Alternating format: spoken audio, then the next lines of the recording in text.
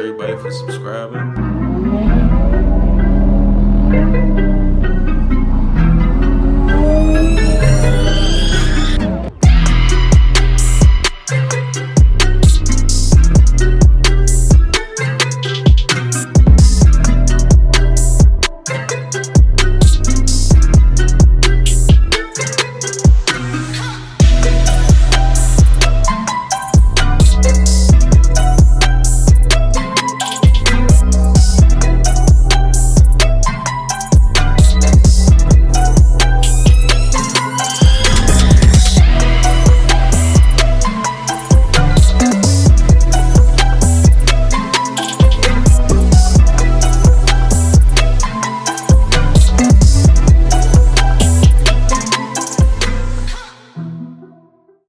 What's going on, YouTube? Welcome back to another episode on the channel. So pretty much today is more so like an informational video as I always put out there.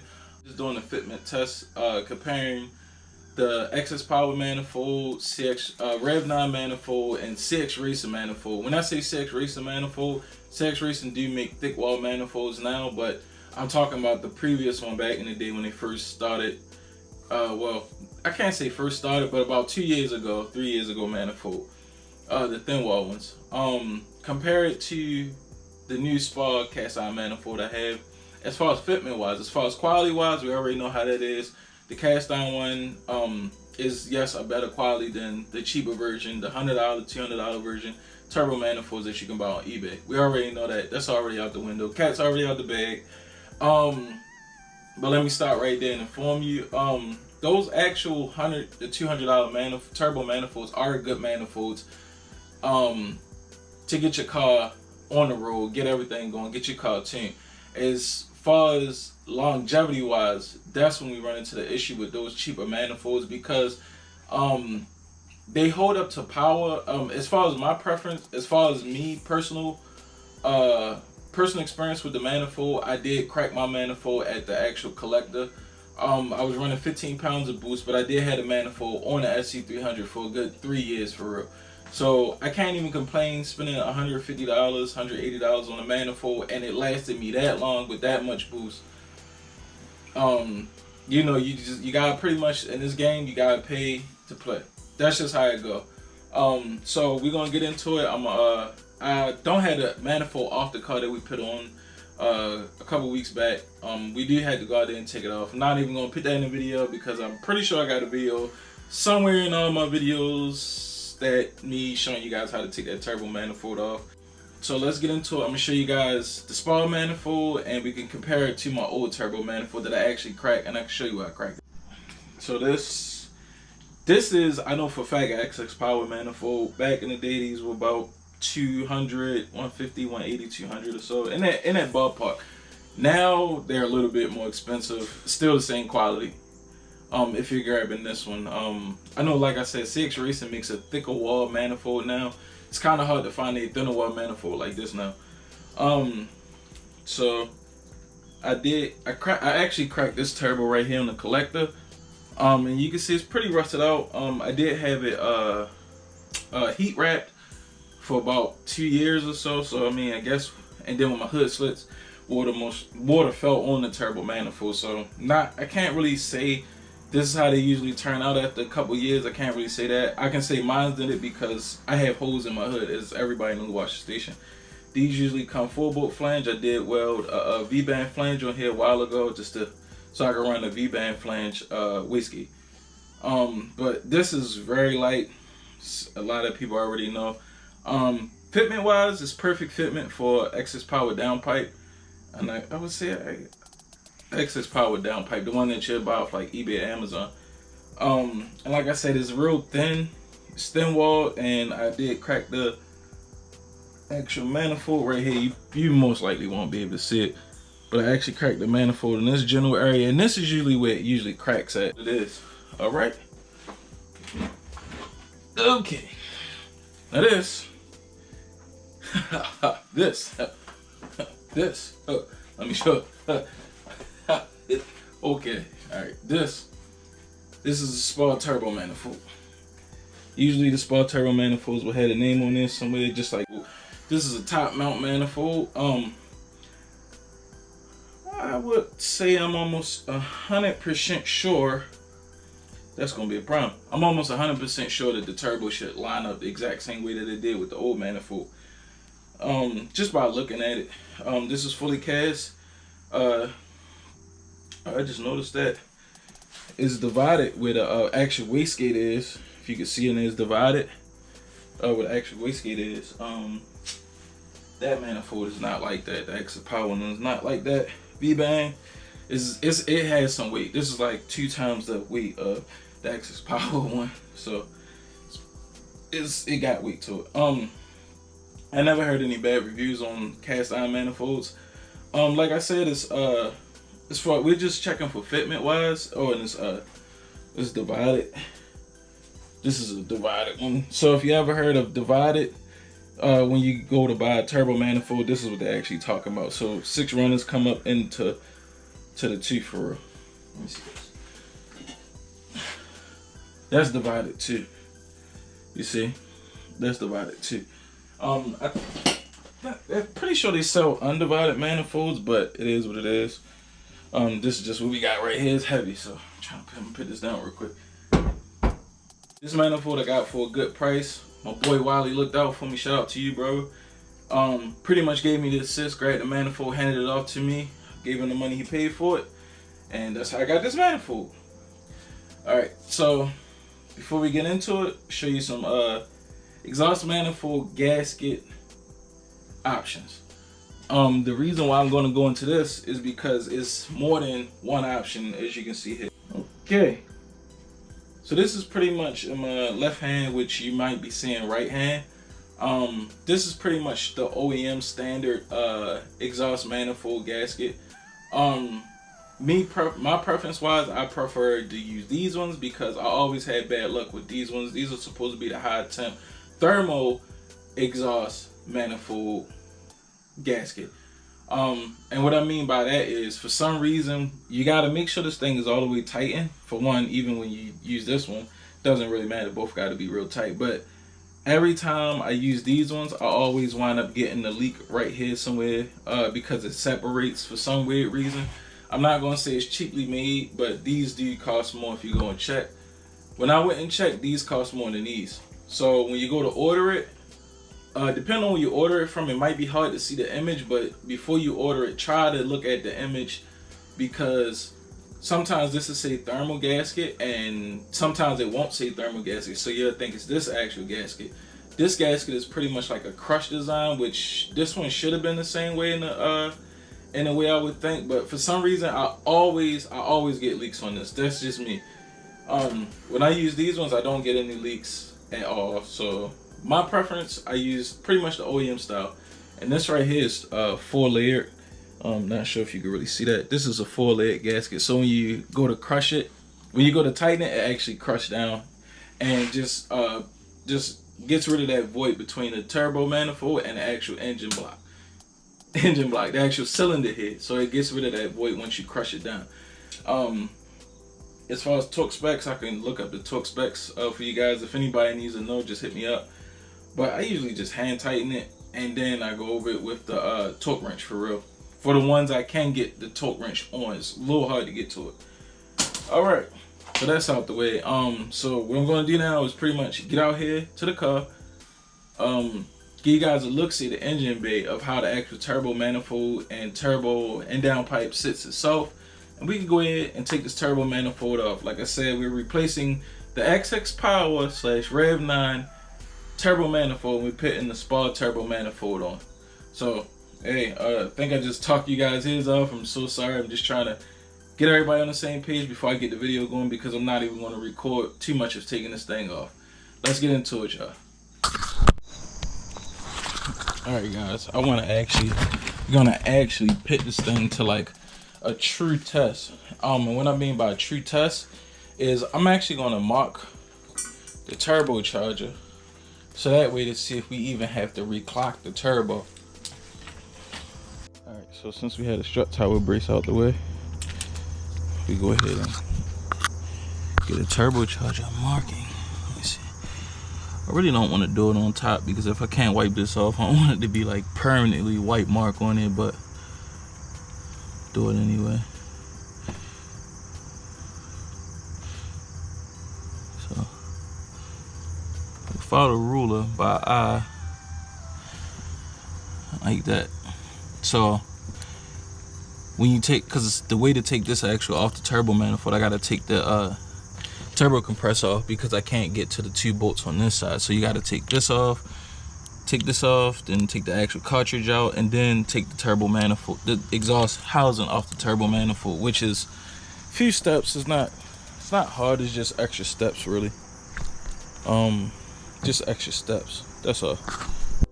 Alright, so like I said, I'm gonna go ahead and get this thing pulled off real quick, and we can actually see what we got going on from there. I'm gonna try not to actually take the downpipe completely out the car. I am gonna, you gotta unloosen it from the actual turbo housing, from the exhaust housing on the turbo. But as far as taking it completely out, I'm gonna see if I can get this off without having to do it. All right, guys. So I took the turbo compressor off. Took that off. I actually spray painted this myself with some high temp spray paint. It's not the best, but it does work. It does scuff like spray paint will do, but it is what it is. But I'm trying to show you guys, give you guys a better look see of how the setup actually is. So this is the actual oil return line. So if you see how this is as free flowing as I can actually get it without actually coming in contact with the turbo manifold runner. Even though it's heat wrap, you still don't want this thing sitting on this, because this still gets hot even though it's wrapped up. And it just goes down to the fitting. It's a little dark. Let me see if I got my phone. And it actually goes down there. That's the actual oil sump. A lot of people think that's the actual oil pan that you're drilling into and tapping into. That's the actual oil sump. I do have a video on how to tap your oil sump. It's real simple. But you can actually see the the actual turbo spacer right here now, which is right here. When you buy your turbo or your manifold, it's not going to come with that, so you had to actually order that separate. When I bought that one, that was about 20 bucks. Now they're about $40 to $50 on eBay, Amazon. As long as you get the 4-bolt flange, I would tell you get the you can either get it individual, divided or open, as far as divided or open as far as to match your turbo manifold or your actual turbo. I prefer to try to get the open one, so you just can't go wrong if it's open. It is what it is. But yeah, I was just trying to give you guys a quick look see at how this actually how my setup is actually, how the setup actually is underneath the turbo and all that, so you guys get a good look see of a good way to actually run your turbo your oil return line. The straighter you can get that as possible, the better, but as far as with this angle, that's about the best angle. I wouldn't go any more further than this actual curve. It's about like a 45-degree curve or so, give or take. It's not that major of a bend, but it's good enough just to get us clear of everything. So I'm gonna go ahead and finish taking this thing off, and we can take it back to the garage and I'll give you guys a look see a comparison of it actually off the car, I guess. All right, guys, and there you have it. So I actually took the turbo spacer off. It's sitting in the trunk. I can show you that when I get in the shit. And what the fuck? In the garage.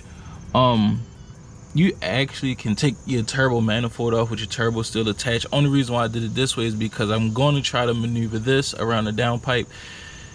And another reason why I did it is because we're taking it off this manifold anyway. It's a little bit easier with the actual manifold stable. The way is I can put a little bit of muscle to actually get to these manifold bolts, put a little muscle on it without this moving all over the place on the ground. So that's another reason why I took this off this way versus taking the whole manifold off and doing it on the floor in the garage. It would be backwards because I had to take the turbo off anyway. All right, so we're go ahead, get this off and see, and hopefully the actual cast one mocks up and is the same. All right, guys. So got a little bit of bad news. The actual wastegate that I have won't fit on the actual wastegate flange that comes on the small manifold turbo manifold. So I'm actually gonna modify my old wastegate flange, so that way we can actually bolt V-band clamp the precision turbo wastegate to the actual small turbo manifold. So what I gotta actually do, I'm gonna give you guys a quick rundown. So you know these come full bolt flange. So what I did was I actually took a V-band that came originally with the precision wastegate, welded it onto the full bolt flange, and just I always had it bolted on just so that way I wouldn't cut onto that. As far as cutting on things like this, I prefer not to do it, just because once you cut it, you cut it. That's it. Only way to really fix it is to try to weld it on, and hopefully you can get a good weld on it, especially because, you know, like, it'll be rusty. So what I have to do, I'm forced to do it, is we're going to try to cut this as precise as I can, pretty much separate it, and go ahead and weld it onto this part. I could cut it off right here and weld it onto here, but I would prefer to actually weld it onto this. If anything, I actually cut this lip off and weld it onto this. But I'm definitely not cutting right here at all. So if the cut would have to be anywhere, to be right here on this lip, but I'm gonna try not to do it. So this is just the name of the game when you do the when you're doing built and turbo cars. It's just how it goes. I'm gonna go ahead and get this thing cut and see if we get a good weld on this and continue on with this project.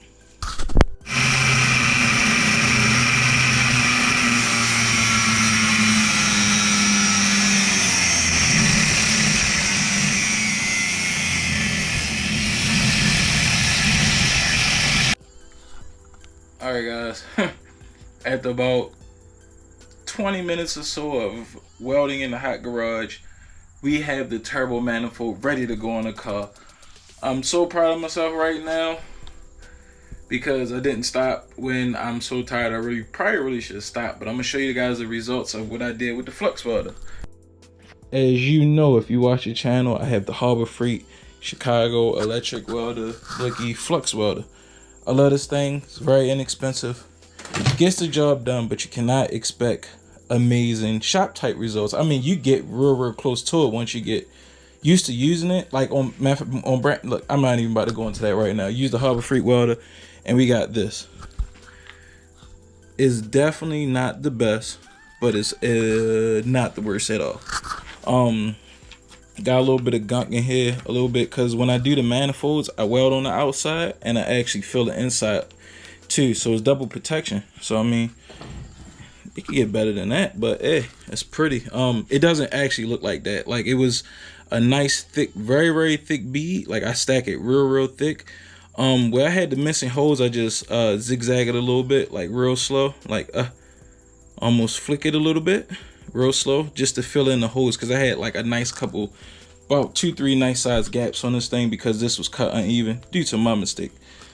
So I welded it up, welded the inside up like I said, and sanded this down really good with the hand grinder. I'm not 100% sure what grit this is, but I picked this up from Harbor Freight.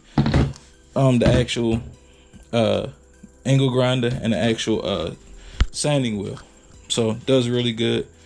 It's real nice and smooth. It's definitely a good look. I could really go over it a little bit more to get all this silver, but it is what it is. We're not going for looks, even though it doesn't look that bad. Look at that. Your boy did that. Your boy did that all in house, homie. So we should be able to throw this V-band flange on there now. Let's see what we got. And hopefully it didn't warp. I did go around it a couple times. See that? That's perfect, bro. That's perfect. Might gotta look like I might gotta go up against this a little bit, but that's pretty much what we needed to do.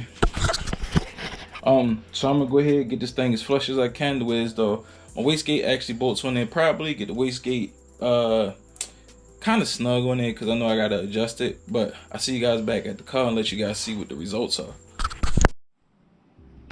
All right guys, so I ran into another small hiccup. I know a lot of manifolds besides this manifold have clearance issues with these two lower bolts right here, just because of the runners, how the style the runners are. Like, they come straight out and real tight and come down. So you can't really see them with my phone. So the advice I usually give people is, see that's the other one right there, the other bolt. So pretty much what you want to do in this situation is you want to hold the runner. Oh crap, it's a little easy to do with few hands, but I'm gonna pretty much give you an example. So as soon as that bolt comes out, just like that, you wanna go ahead and put the nut right up against it, and as you slide the runner on, you twist the bolt actually on. And usually when you do that, it usually goes straight on. Like this one, prime example, I could do this one real easy. Probably got pulled out because I gotta get the rear, but the other one. But so what you do, you just see how it's just sticking out a little bit. So you just feed it on a little bit, and you have to tighten them up underneath. You can't get it from up top.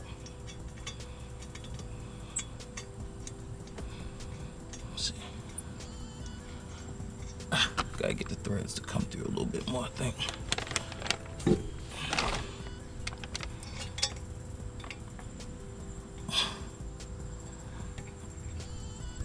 Sorry, my hands in the way.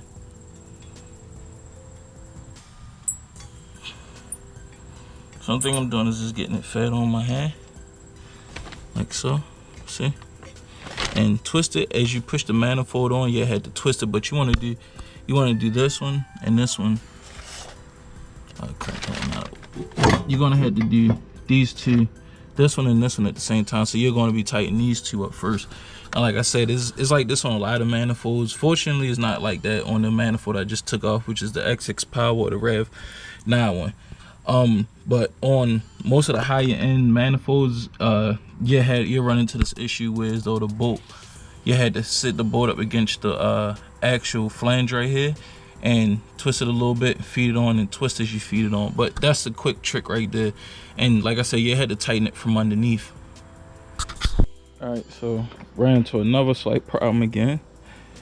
Not too serious, gonna be a little tedious. So these are the OEM manifold studs. They come on the stock engine, GE engine. But if you look right here, that stud is too close to the manifold. Easy fix. I'll just have to shave the stud down. Just giving you a quick heads up. Not 100% sure how this actual stud is going to do. I think I have enough clearance. I'm pretty sure that should clear it.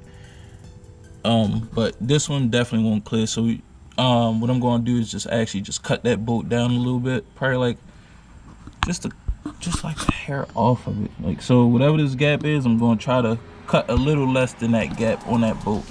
So I actually had to take all these bolts out, which is cool because I didn't tighten them all the way up. So I'm gonna go ahead and do that and keep going from there. Other than that, seems pretty straightforward. Hopefully the turbo actually lines up with the downpipe. That's my biggest fit right there.